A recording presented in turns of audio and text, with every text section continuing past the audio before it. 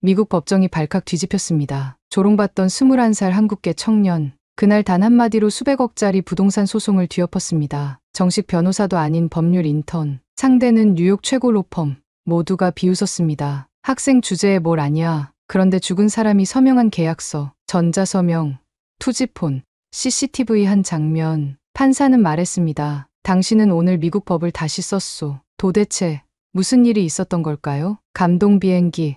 지금 이륙합니다. 좋아요와 구독은 큰 힘이 됩니다. 제 이름은 앤드류 박입니다. 올해 21살이죠. 10살 때 어머니와 단둘이 미국 뉴저지로 이민 왔어요. 아직도 그날이 선명하게 기억납니다. 인천공항에서 비행기를 타고 13시간의 비행 끝에 도착한 뉴욕 JFK 공항. 어머니는 제 손을 꼭 잡고 앤드류야.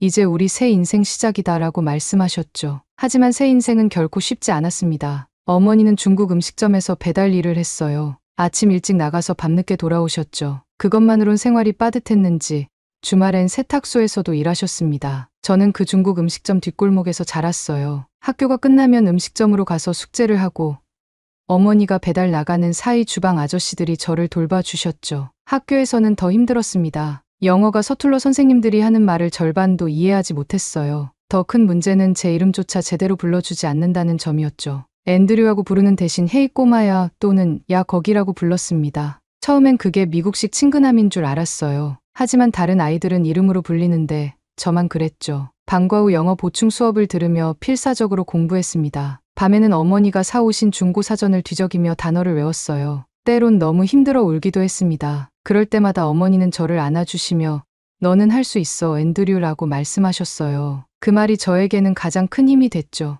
6학년 영어 시간 자기소개를 하는 날이었습니다. 다른 아이들은 자신의 취미나 꿈에 대해 이야기했어요. 제 차례가 왔을 때 전 떨리는 목소리로 말했습니다. 제 이름은 앤드류 박입니다. 한국에서 왔고 변호사가 될 겁니다. 교실이 조용해졌죠. 선생님은 의아한 표정으로 물었어요. 왜 변호사가 되고 싶니? 그때 저는 처음으로 제 마음을 영어로 표현했습니다. 제 이름을 기억해 주세요. 앤드류 박. 언젠가 이 이름이 책에 실릴 겁니다. 약자를 위해 싸우는 변호사로서요. 그날 이후로 선생님은 저를 앤드류라고 불러주기 시작했어요. 중학교에 들어가서는 더 열심히 공부했습니다. 도서관에서 책을 빌려 법에 대해 배우기 시작했어요. 어떤 날은 어머니가 새벽 2시에 퇴근하셨는데도 저는 여전히 책상에 앉아 공부하고 있었죠. 어머니는 늘 걱정하셨습니다. 앤드류, 좀 쉬어라. 하지만 저는 멈출 수 없었어요. 제게는 목표가 생겼으니까요. 고등학교 1학년, 뉴저지주 청소년 모의 재판 대회에 참가했습니다. 저희 팀은 지역 예선에서 우승했어요. 결승전 날, 저는 마지막 변론을 맡았죠. 떨리는 마음으로 단상에 올랐습니다. 법정을 둘러보니 어머니가 맨 뒷자리에 앉아 계셨어요. 세탁소 유니폼을 입은 채로요. 그 순간 모든 두려움이 사라졌습니다. 저는 또렷한 목소리로 변론을 시작했어요. 재판장님, 이 사건은 단순한 규칙 위반이 아닙니다. 이는 정의에 관한 문제입니다. 20분간의 변론이 끝나고 저희 팀은 주 대회 우승을 차지했죠. 그때 저는 결심했습니다. 이름값 사자. 미국에서 그리고 한국인의 자존심으로. 저는 한국계 미국인으로서 자부심을 갖고 싶었어요. 미국 사회에서 무시당하는 이들의 목소리가 되고 싶었습니다. 그것이 제가 법조인의 길을 선택한 이유죠. 저는 고등학교를 2년 만에 졸업했습니다. 여름학기와 온라인 코스를 병행하며 필요한 학점을 서둘러 채웠죠. 상담 선생님은 앤드류, 너무 서두를 필요 없어라고 충고했지만 제겐 이유가 있었어요. 어머니가 매일 밤 늦게까지 일하시는 모습을 볼 때마다 마음이 아팠습니다. 하루라도 빨리 변호사가 되어 어머니를 편히 모시고 싶었죠. 16살에 컬럼비아 대학에 입학했습니다. 법학 예비과정을 선택하고 주경야독했어요. 낮에는 수업을 듣고 밤에는 맨해튼의 법률사무소에서 보조 일을 했습니다. 때론 너무 지쳐 지하철에서 잠들기도 했지만 그럴 때마다 제 목표를 떠올렸어요. 3년 만에 학부를 졸업하고 18세의 나이로 하버드 로스쿨에 입학했습니다. 로스쿨 첫날 교수님이 물었습니다. 박 씨, 당신은 왜 여기 있습니까?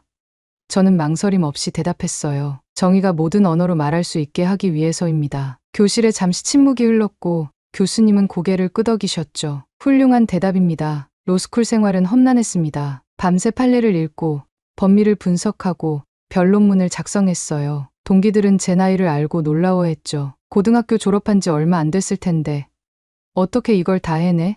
하지만 저에겐 선택지가 없었습니다. 실패는 용납할 수 없었어요. 2학년 여름, 지역 법률센터에서 인턴으로 일하게 됐습니다. 그곳에서 저는 이민자들, 저소득층, 소외계층을 만났어요. 그들의 이야기를 들으며 제가 왜 법률가가 되려 하는지 다시 한번 확신했습니다. 특히 언어 장벽 때문에 법적 도움을 받지 못하는 한인들을 볼 때마다 가슴이 아팠죠. 21살이 된 어느 날 오후 법률센터의 한 노부부가 찾아왔습니다. 김할아버지와 할머니였죠. 두 분은 70대 후반으로 30년간 작은 세탁소를 운영하셨어요. 할아버지는 떨리는 손으로 서류 뭉치를 내밀었습니다. 도와주세요.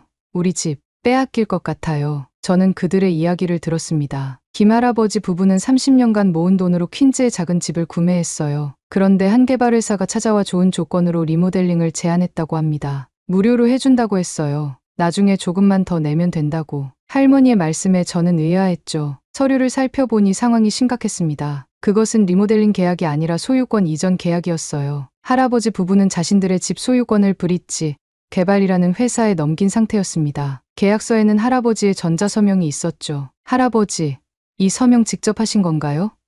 제가 물었어요. 할아버지는 고개를 저었습니다. 나는 컴퓨터 몰라요. 그냥 종이에 사인했어. 더 조사해보니 더 큰 문제가 드러났습니다. 브릿지 개발은 이미 강제 퇴거 통보를 보낸 상태였어요. 2주 후면 김할아버지 부부는 30년간 모은 돈으로 산 집에서 쫓겨날 위기였습니다. 저는 즉시 행동에 나섰습니다. 먼저 퇴거 명령에 대한 이의신청서를 제출했어요. 그리고 브릿지 개발의 배경을 조사했죠. 이 회사는 뉴욕 일대에서 여러 이민자 가정을 상대로 유사한 수법을 써왔다는 정보를 입수했습니다. 법률센터의 수석 변호사 존슨 씨는 제 조사 결과를 보고 한숨을 쉬었어요. 앤드류, 이건 힘든 싸움이 될 거야. 브릿지 개발은 뉴욕 최고의 로펌 밀러 앤 브랜든과 계약했어. 우린 자원도, 인력도 부족해. 하지만 저는 물러서지 않았습니다. 제가 이 사건을 맡겠습니다. 법률 보조 자격으로요. 존슨 변호사는 걱정스러운 표정이었지만 결국 동의해 주셨죠. 네가 준비하고 내가 변호를 맡을게. 그날 밤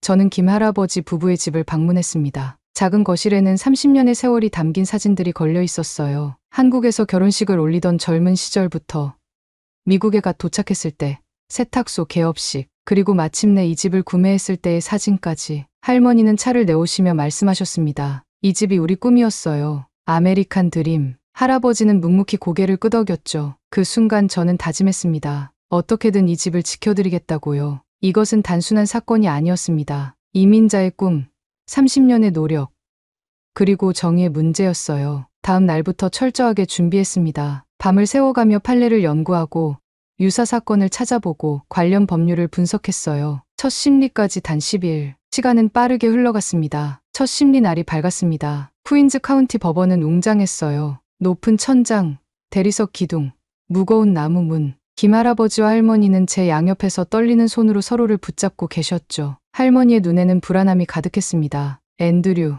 우리 이길 수 있을까? 저는 미소 지었어요. 걱정 마세요. 진실은 우리 편입니다. 법정 반대편 문이 열렸습니다. 밀러 앤 브랜든 로펌의 변호사팀이 입장했어요. 3명의 변호사가 비싼 정장을 입고 자신만만한 표정으로 들어왔죠. 선두에 선 사람은 로버트 밀러. 뉴욕에서 가장 유명한 부동산 전문 변호사였습니다. 불공평한 싸움이었어요. 밀러 변호사는 저를 쳐다보더니 비웃음을 지었습니다. 그들에게 저는 그저 학생에 불과했죠. 모두 일어서 주십시오. 법정 경위의 목소리가 울려 퍼졌습니다. 판사가 입장했어요. 마사 윌슨 판사님. 70대 초반의 여성으로 날카로운 눈빛이 인상적이었습니다. 케이스 번호 2023-CV4876 김대 브릿지 개발 사건을 시작하겠습니다. 밀러 변호사가 일어섰어요. 로버트 밀러, 브릿지 개발 측 변호인입니다. 그 다음 존슨 변호사가 일어났습니다. 제임스 존슨, 원고 측 변호인입니다. 그리고 이쪽은 앤드류 박, 법률 보조 자격으로 참석했습니다. 윌슨 판사는 안경 너머로 저를 유심히 바라봤어요. 박 씨,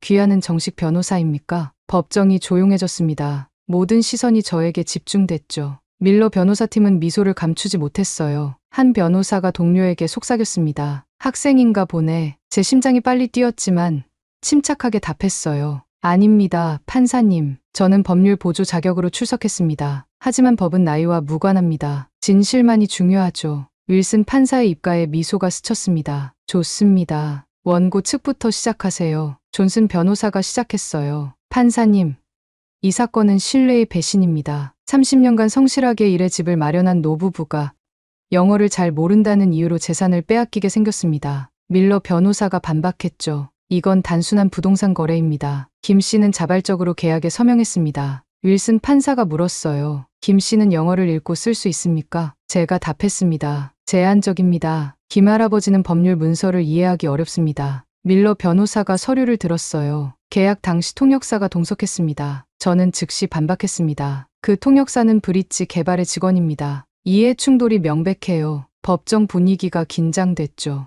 밀러 변호사는 불쾌한 표정을 감추지 못했습니다. 박 씨, 당신은 아직 변호사도 아닌데 꽤 자신감이 넘치는군요. 윌슨 판사가 개입했어요. 인신공격은 삼가해 주십시오. 밀러 변호사는 계속했습니다. 핵심은 김 씨가 전자서명을 했다는 점입니다. 디지털 기록이 명확합니다. 제가 나섰어요. 저희는 그 전자서명이 위조됐다고 주장합니다. 김 할아버지는 전자기기 사용이 불가능합니다. 밀러 변호사가 냉소적으로 웃었죠. 증거가 있으십니까? 다음 심리에서 제출하겠습니다. 윌슨 판사는 말했어요. 2주 후 두 번째 심리를 열겠습니다. 원고 측은 그때 증거를 제출하십시오. 법원을 나서며 존슨 변호사가 물었습니다. 앤드류, 정말 증거를 찾을 수 있어? 저는 확신에 찬 목소리로 답했어요. 반드시 찾아내겠습니다. 이건 정의의 문제니까요. 심리가 끝나고 즉시 증거 수집에 나섰습니다. 김 할아버지의 집에서 시작했어요. 할아버지, 평소에 사용하시는 전자기기가 있으신가요? 할아버지는 고개를 저었습니다. 전화기만 있어. 그것도 오래된 거. 할아버지가 보여주신 휴대폰은 10년도 더 된 투지 폴더폰이었어요. 인터넷 연결이 불가능한 구형 모델이었죠. 할머니도 비슷한 폰을 사용하고 계셨습니다. 컴퓨터는 집에 없었어요.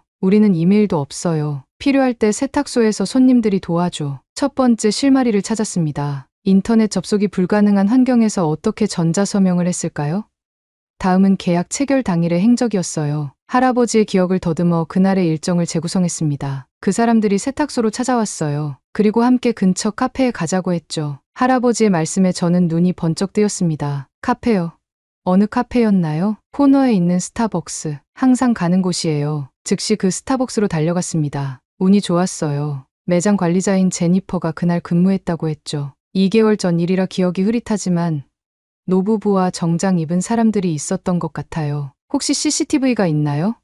제가 물었습니다. 제니퍼는 고개를 끄덕였어요. 있어요. 하지만 보통 30일 후에 삭제돼요. 심장이 쿵 내려앉았습니다. 하지만 제니퍼가 말을 이었어요. 다행히 그달에 경찰 조사가 있어서 모든 영상을 백업해뒀어요. 법원 명령이 있으면 제공할 수 있어요. 존슨 변호사의 도움으로 CCTV 영상 열람 명령을 받아냈습니다. 밤을 새워 2개월치 영상을 검토했어요. 마침내 계약 체결 당일 오후 2시 37분. 김 할아버지와 브릿지 개발 직원들이 테이블에 앉아있는 장면을 발견했습니다. 영상을 확대해보니 놀라운 사실이 드러났어요. 브릿지 직원이 종이 서류를 내밀고 김 할아버지가 그 종이에 서명하는 모습이 명확했습니다. 전자기기는 어디에도 보이지 않았죠. 이거예요.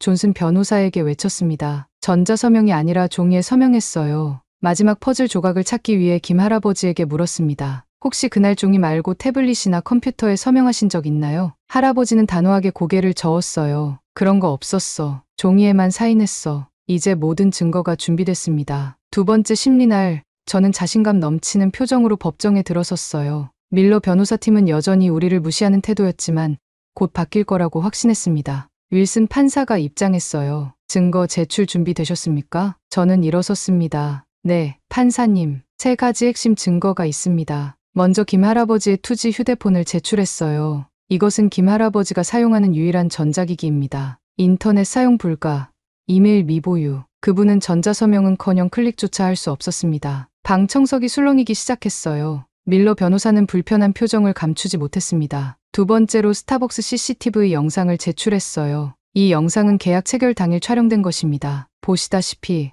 김 할아버지는 종이에 서명하고 있습니다. 전자기기는 없습니다. 마지막으로 브릿지 개발이 제출한 전자계약서를 들어보였습니다. 그런데 이 계약서에는 디지털 서명이 있습니다. 종이에 서명했는데 어떻게 전자서명이 생겼을까요?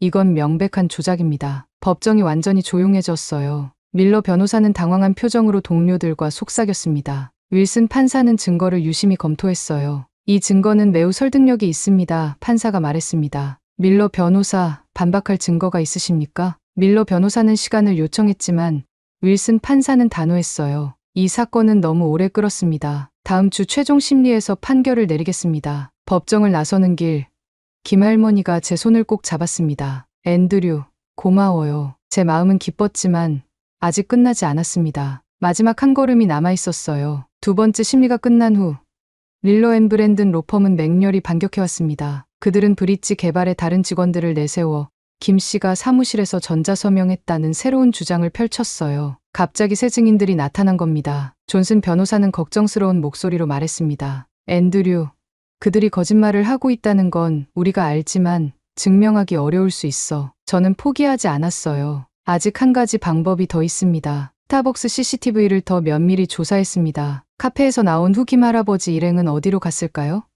영상을 쭉 돌려보니 그들이 카페를 나와 길 건너편으로 향하는 모습이 보였어요. 거기엔 브릿지 개발 사무실이 있었습니다. 브릿지 개발 주변 상점들을 하나하나 방문했어요. 운이 좋게도 맞은편 편의점에도 CCTV가 설치되어 있었습니다. 법원 명령을 다시 받아 그 영상도 확보했죠. 편의점 CCTV에는 놀라운 장면이 담겨 있었어요. 김 할아버지와 브릿지 직원들이 함께 사무실로 들어갔다가 단 15분 만에 나오는 모습이었습니다. 전자계약서를 검토하고 서명하기엔 너무 짧은 시간이었죠. 최종 심리날, 법정은 긴장감으로 가득했습니다. 이번엔 더 많은 기자들이 방청석을 채웠어요. 밀러 변호사는 자신만만한 표정이었죠. 그들은 새 증인 3명을 데려왔습니다. 밀러 변호사가 먼저 공격했어요. 판사님, 저희 측 증인들은 김 씨가 사무실에서 전자서명을 했다고 증언할 겁니다. 스타벅스 영상은 계약 과정의 일부일 뿐입니다. 제가 나섰습니다. 판사님, 저희는 새로운 증거를 발견했습니다. 편의점 CCTV 영상을 재생했어요. 이 영상은 스타벅스 이후 상황입니다. 김 할아버지가 브릿지 사무실에 들어갔다가 단 15분 만에 나오는 모습이 보입니다. 이어서 전문가 증언을 제출했습니다. 디지털 계약 전문가에 따르면 그들이 사용한 전자계약 시스템에서 계약 검토와 서명에는 최소 40분이 필요합니다. 15분은 불가능해요. 마지막으로 결정타를 날렸습니다. 그리고 가장 중요한 증거가 있습니다. 김 할아버지가 종이에 서명한 원본 계약서를 제출했어요. 할아버지 세탁소 금고에서 발견한 것이었죠. 이것은 김 할아버지가 실제로 서명한 종이 계약서입니다. 그런데 브릿지 개발이 제출한 전자계약서와 내용이 완전히 다릅니다. 종이에는 리모델링 계약으로 되어 있지만 전자문서는 매매 계약입니다. 법정이 술렁였어요. 윌슨 판사는 두 계약서를 면밀히 비교했습니다. 밀러 변호사는 창백해진 얼굴로 동료들과 급하게 상의했죠. 밀러 변호사, 이에 대해 설명해 보십시오. 윌슨 판사가 요구했습니다. 밀러 변호사는 당황했어요. 판사님, 저희도 이 상황을 파악 중입니다. 시간이 필요합니다. 윌슨 판사는 고개를 저었습니다. 충분한 시간이 있었습니다. 명백히 부정행위가 있었던 것으로 보입니다. 브릿지 개발의 CEO가 갑자기 일어나 떠나려 했어요. 법정 경위가 그를 제지했습니다. 윌슨 판사가 선언했어요. 브릿지 개발과 밀러 앤 브랜든 로펌은 법정 모독죄로 조사받을 것입니다. 허위 증거 제출 혐의가 있습니다. 법정은 완전히 혼란에 빠졌습니다. 기자들은 급하게 메모를 하고 방청객들은 서로 속삭였어요. 김 할아버지와 할머니는 믿을 수 없다는 표정이었죠. 저는 그 모든 상황 속에서 깊은 안도감을 느꼈습니다. 진실이 드러난 순간이었어요. 작은 CCTV 영상 한 장면이 거대 로펌의 거짓말을 무너뜨린 겁니다. 그날 저녁 지역 뉴스에는 21세 로스쿨생, 대형 로펌 상대로 승리라는 헤드라인이 떴습니다. 하지만 저에게 가장 값진 것은 김 할아버지, 할머니의 안도한 표정이었어요. 그들의 집은 안전해졌습니다. 최종 심리 날이 밝았습니다. 법정은 평소보다 더 붐볐어요. 김 할아버지 사건이 뉴스에 나간 후 많은 이들이 결과에 관심을 보인 겁니다. 특히 한인 커뮤니티에서 많은 분들이 방청석을 채웠죠. 법정에 들어서자 긴장감이 감돌았습니다. 밀러 변호사팀은 무거운 표정이었어요. 그들의 자신감은 온데간데 없고 사건의 심각성을 깨달은 듯했죠. 저는 김 할아버지와 할머니 옆에 앉았습니다. 할머니가 제 손을 꼭 잡았어요. 앤드류, 우리 정말 이길 수 있을까요? 저는 조용히 고개를 끄덕였습니다. 곧 끝날 거예요. 윌슨 판사가 입장했습니다. 그녀의 표정은 평소보다 더 엄격해 보였어요. 케이스 번호 2023-CV-4876 김대 브릿지 개발 사건의 최종 심리를 시작하겠습니다. 밀러 변호사가 먼저 일어났죠. 판사님, 먼저 저희 측의 실수를 인정합니다. 증거 검토 과정에서 오류가 있었던 것 같습니다. 저희는 화해 조건을 제안하고 싶습니다. 윌슨 판사는 냉정한 목소리로 물었어요. 그 조건이 무엇입니까? 브릿지 개발은 계약을 무효화하고 김 씨에게 10만 달러의 보상금을 지불할 용의가 있습니다. 법정이 술렁였습니다. 10만 달러는 큰 금액이었어요. 김 할아버지가 제게 물었습니다. 이게 좋은 제안인가요? 제가 대답하기 전에 윌슨 판사가 저를 바라봤어요. 박 씨, 원고 측의 의견은 어떻습니까? 저는 일어섰습니다. 판사님, 저희는 이 제안을 거절합니다. 이 사건은 단순한 금전적 보상의 문제가 아닙니다. 이것은 정의의 문제이며 이런 일이 다시는 발생하지 않도록 하는 선례를 만드는 일입니다. 밀러 변호사가 눈살을 찌푸렸어요. 20만 달러로 올리겠습니다. 윌슨 판사가 손을 들어 그를 저지했습니다. 그만하십시오. 밀러 변호사. 이 사건은 이제 단순한 민사 분쟁을 넘어섰습니다. 제출된 증거를 검토한 결과 명백한 사기 행위가 있었던 것으로 보입니다. 법정이 완전히 조용해졌어요. 윌슨 판사는 잠시 침묵했습니다. 그 침묵이 영원처럼 느껴졌죠. 마침내 판사가 입을 열었습니다. 결정을 내리기 전에 한 가지 질문이 있습니다. 그녀는 저를 바라봤어요. 박 씨, 당신은 왜 이 사건에 이렇게까지 열정적입니까? 단순한 법률 인턴으로서 이 정도 혼신은 흔치 않습니다. 제 심장이 빨리 뛰었습니다. 모든 시선이 저에게 집중됐어요. 저는 천천히 일어나 김 할아버지와 할머니를 바라봤습니다. 그리고 방청석 맨 뒤에 앉아있는 어머니를 보았죠. 어머니는 세탁소 유니폼을 입은 채 응원의 미소를 보내고 계셨습니다. 저는 고개를 들고 말했어요. 저희 어머니도 영어를 몰랐습니다. 10년 전 어머니도 계약서를 못 읽어 당한 적이 있어요. 세탁소 임대 계약이었는데 숨겨진 조항으로 모든 것을 잃었죠. 그때 아무도 도와주지 않았습니다. 목이 메어 잠시 말을 멈췄어요. 깊게 숨을 들이마시고 계속했습니다. 법은 모든 사람을 위한 것이어야 합니다. 언어를 모른다는 이유로, 나이가 많다는 이유로 불이익을 받아서는 안 돼요. 이번엔 제가 그 누군가가 되고 싶었습니다. 법정은 완전히 조용했어요. 윌슨 판사의 눈에 감동의 기색이 스쳤지만 곧 전문가다운 표정으로 돌아왔습니다. 이 법정은 30분간 휴정합니다. 그 후 판결을 내리겠습니다. 휴정 시간, 저는 초조하게 복도를 왔다 갔다 했습니다. 존슨 변호사가 제 어깨를 두드렸어요. 앤드류, 네가 자랑스럽다. 무슨 일이 있어도 넌 옳은 일을 했어. 어머니가 다가와 저를 꼭 안아주셨습니다. 앤드류야, 네가 내 아들이라 행복하다. 30분 후 다시 법정이 열렸어요. 윌슨 판사의 표정은 단호했습니다. 모두가 숨을 죽이고 기다렸죠. 이 법정은 심사숙고 끝에 다음과 같이 판결합니다. 윌슨 판사는 법봉을 한번 두드린 후 천천히 판결문을 읽기 시작했습니다. 본 법원은 해당 전자계약의 진정성을 부인합니다. 브릿지 개발이 제출한 전자계약은 무효이며 피해자 측 소유권을 전적으로 인정합니다. 그 순간 제 심장이 멎는 것 같았어요. 승리했습니다. 김 할아버지와 할머니의 집은 안전해진 거죠. 판사는 계속 말씀하셨습니다. 더불어 브릿지 개발에게 김 씨 부부에 대한 정신적 피해 보상금 30만 달러를 지불할 것을 명령합니다. 또한 브릿지 개발과 그 법률 대리인들에 대한 별도의 형사 조사를 검찰에 요청할 것입니다. 법정이 술렁였어요. 밀러 변호사와 브릿지 개발 측은 창백한 얼굴로 서로를 바라봤습니다. 그들은 패배했을 뿐만 아니라 이제 형사 처벌까지 받을 수 있게 된 거죠. 윌슨 판사는 법봉을 두드려 소란을 잠재웠습니다. 마지막으로 한마디 덧붙이겠습니다. 법은 강자의 도구가 아니라 약자의 방패가 되어야 합니다. 오늘 이 법정에서 그 원칙이 지켜진 것을 기쁘게 생각합니다. 판사가 일어나자 모두 자리에서 일어났어요. 법정을 폐정합니다. 법봉이 마지막으로 내려치는 순간 방청석에서 박수 소리가 터져 나왔습니다. 보통 법정에서는 금지된 행동이지만 윌슨 판사는 그냥 두었어요. 방청석에서는 한 여성의 흐느낌이 들렸습니다. 뒤를 돌아보니 어머니였어요. 자부심과 기쁨의 눈물을 흘리고 계셨죠. 밀러 변호사는 고개를 떨구고 서류 가방을 집어들었습니다. 지나가는 길에 잠깐 멈춰 제게 말했어요. 잘했네, 젊은이. 자네는 변호사가 될 제목이야. 김 할아버지와 할머니는 여전히 상황을 완전히 이해하지 못한 듯했습니다. 제가 한국어로 설명해 드렸어요. 이겼습니다. 집은 안전해요. 그리고 보상금도 받게 됩니다. 할머니는 두 손으로 제 얼굴을 감싸주며 눈물을 흘렸습니다. 우리 집을 지켜줘서 고마워요, 앤드류. 당신은 우리의 천사예요. 할아버지는 묵묵히 제 손을 꼭 잡았어요. 그 손의 따뜻함에서 30년의 세월이 느껴졌습니다. 한국을 떠나 미국에서 새 삶을 시작하고 매일 새벽부터 밤까지 일하며 이룬 그분들의 아메리칸 드림. 저는 그 꿈을 지켜드린 겁니다. 법정을 나서자 기자들이 몰려왔어요. 카메라 플래시가 터지고 질문이 쏟아졌습니다. 박 씨, 어떤 기분입니까? 이 판결이 다른 이민자들에게 어떤 의미가 있을까요?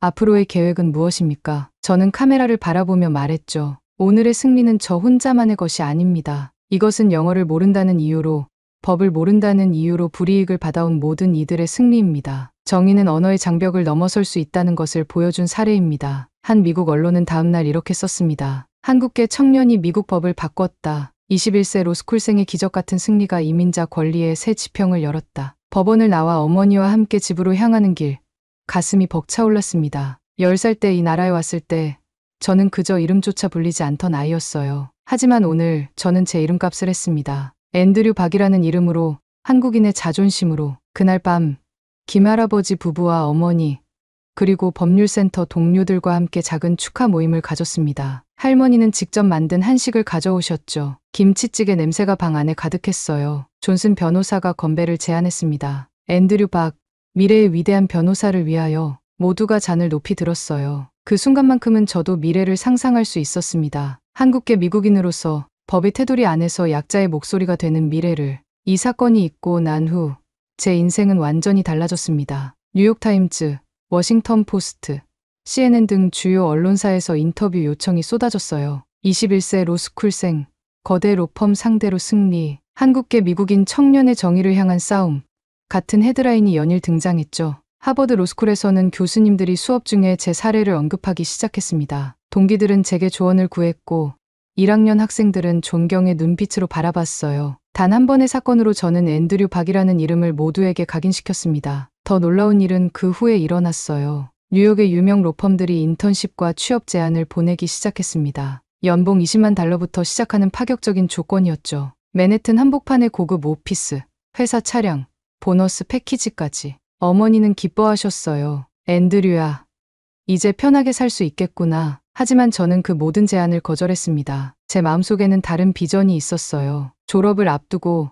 저는 한인타운의 작은 사무실을 얻었습니다. 앤드류 박 법률 상담소라는 간판을 달았어요. 영어와 한국어로 씌어진 그 간판 아래에는 한 문장이 있었습니다. Justice speaks Korean too. 정의는 한국어도 말합니다. 어머니는 걱정하셨어요. 앤드류야, 좋은 회사 제안 다 거절하고 이런 작은 사무실에서 어떻게 살 생각이니? 저는 미소 지었습니다. 어머니, 돈 버는 것보다 중요한 게 있어요. 제가 여기 있어야 하는 이유가요. 처음엔 쉽지 않았습니다. 사무실 임대료, 생활비, 학자금 대출 상환까지. 재정적으로 빠듯했어요. 하지만 김할아버지 사건 이후로 한인 커뮤니티에서 제 이름이 알려졌고 서서히 손님들이 찾아오기 시작했습니다. 영어를 못해 임대 계약에 속은 식당 주인, 부당 해고된 공장 노동자, 이민 서류를 사기당한 유학생. 그들은 모두 언어의 장벽 때문에 제대로 된 법적 도움을 받지 못했어요. 저는 그들의 목소리가 되었습니다. 상담소를 연 지 6개월 후 저는 중요한 결정을 내렸어요. 경제적으로 어려운 이민자들을 위해 무료 법률 상담 프로그램을 시작했습니다. 매주 목요일 저녁, 선착순 10명. 처음엔 혼자 감당하기 힘들었지만 곧 하버드 로스쿨 동기들이 자원봉사로 합류했어요. 어느 날 저녁, 상담소 문을 닫으려는 찰나에 한 여성이 급하게 들어왔습니다. 40대 중반의 한국인 여성이었어요. 박 변호사님 맞으세요?